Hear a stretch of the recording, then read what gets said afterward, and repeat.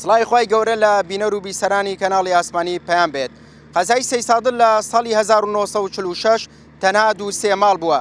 لە ساڵی 1955 سەیسادە ناحێ بووە بە ناوی ناحێی شارەزور.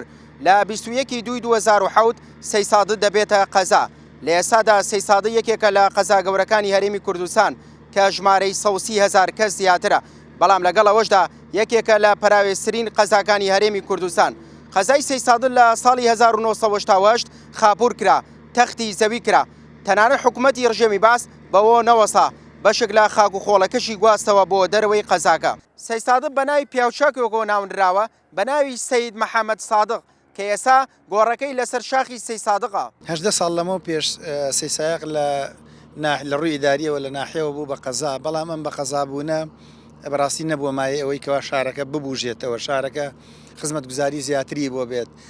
ئەو کێشە و قەیرانانەی کەوا لە شارەکە بەرخەرار بوون بە قەزابوون هیچ دەردێکی دەرمانی نەکردن، بەڵکو ئەتوانم بڵێم کۆمەڵە گیر و گرفت کەوا لە سەردەمی ناحیە بوونا هەمان بوو گەورەتر بوون لەگەڵ بە قەزابوونە ئێمە بووینە خاوەنی دەیان کێشەی جۆرا و جۆری دیکە. بۆیە لە ڕووی ئیداریەوە ئێمە توانم بڵێم بەداخەوە کەڵکێکی ئەوتۆمان لە بە قەزابوون نەبینی جگە لەوەی کەوا ناوەکەمان لە ناحیەوە بوو بە قەزا. بە تەنها نیو سەعات گوزەرکردن بە ناو قەزای سەیسادقا بۆ دەرەکەوێ کەوا سەیسادق یەکێکە لە پەراوێست خراوترین قەزا و شوێنەکان لەسەر ئاسی هەرێمی کوردستان. ئەمەش هۆکاری جۆرا و جۆری هەیە بە بڕوای من، یعنی ئەبووە ئێستا سەیسایق یەکێک وایە لە جوانترین شوێنەکان، چونکە هەڵکەوتەی جوگرافیەکەی لە ناو دەشی شارەزورە، شارێکە بەردەوام لە فراوان بوونە، زۆر شوێنی ژیانە.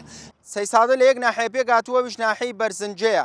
سەیسادە لە ناوەندی دەشتی شارەزوردایە، بەڵام وەک دەزانین دەشتی شارەزور یەکێکە لە دەشتە بەپیت و بەرەکەتەکانی نەک هەرێمی کوردستان بەڵکو هەموو گیان. بەڵام لەگەڵ ئەوەشدا تاکو ئێستا کارگێکی تێدا نییە، هەلی کار لە قەزای سەیسادقا کەمە. ئەگەر چی دانیشتوانی سەیسادە لە ماوەکانی ڕابردوودا هاتوونەتە سەر شەقام و خۆپشاندانیان کردووە، بەڵام لەگەڵ ئەوەشدا ئەم شارە پەراوێستر خراوە لە بریەوەی گرنگی پێ بدرێ و خزمەتی بکرێ.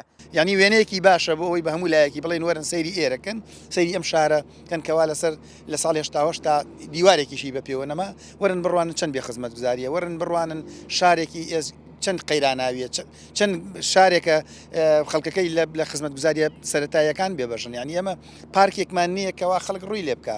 ئەو پارکەی کەوا لە ساڵی 2014 لە سەیسایق کراوە ئێستا بە جۆرێک وێرانە، ئەگەر شەڕی ئۆکرانیا و رووسیا لەوێ ئەنجام بدرایە بەڕاستی شارەکە هەروای لێ هات.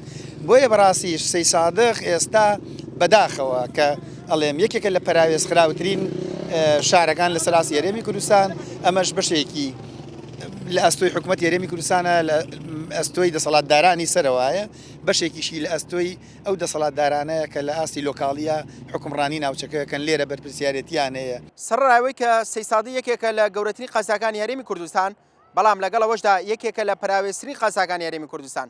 سەیسادە تاکوێستە پارکێکی تیانە. ببینن مناڵانی سەیسادە چۆن یاری دەکەن، کاتەکانیان بەم جۆرە بەسەر دەبن. چۆن یاری دەکەن کاتەکانتان بەسەر بن؟ ئادێ چۆن بزانام چۆن یاری دەکەن. ئەمە دەیبینن دیمەنی منداڵانی سەیسادقا کە بەهۆی نەبوونی پارکەوە ببینن چۆن کاتەکانی خۆیان بەسەر دەبن. سەیسادق ئەمە دەرخەریەوەی کە سەیسادە یەکێکە لە پەراوێسترین قەزاکانی هەرێمی کوردستان.